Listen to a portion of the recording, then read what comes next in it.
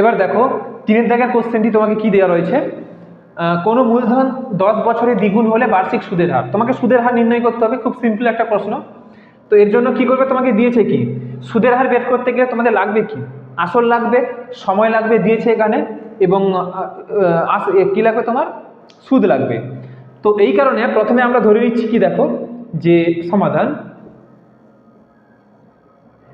সমাধানটা কি বলবে তুমি বলো, যে এখানে ধরি আসল, মনে করি আসল যেটা, এটা হচ্ছে পি, এটা হচ্ছে এক্স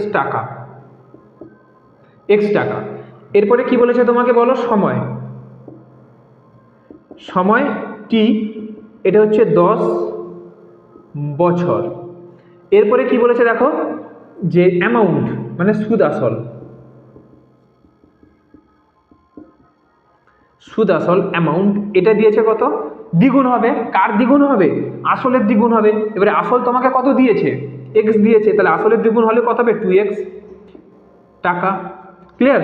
এবার এখান থেকে তুমি বলতে পারবে কি, যে সুদ, এখান থেকে সুদ আই সমান কি লিখতে পারবে, 2x মাইনাস এক্স এত টাকা, অর্থাৎ x টাকা।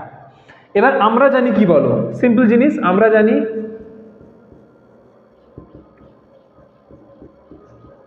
আমরা জানি যে I equal to PRT divided by 100, যে সুদের ফর্মুলাটা।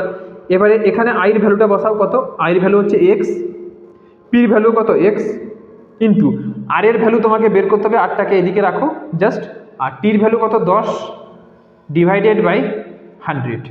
তাহলে এখান থেকে এক্স উপর থেকে কেটে যাবে, তাহলে 10 একে 10, 10 10 এ 100, বা তুমি বলতে পারবে কি, যে আর সমান 10টা এপাশে এসে গুণ হলে কি হবে, 1-এর সঙ্গে গুণ হবে 10, অর্থাৎ নির্ণেয়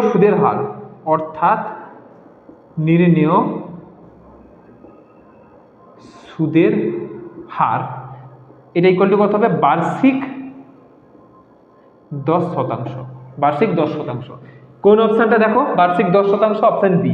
তার মানে অতএব অপশান বি হলো সঠিক উত্তর। অপশান বিটা কি হবে, সঠিক উত্তর। তো এই ছিল 3 নম্বর দাগের প্রশ্নটার সঠিক সমাধান।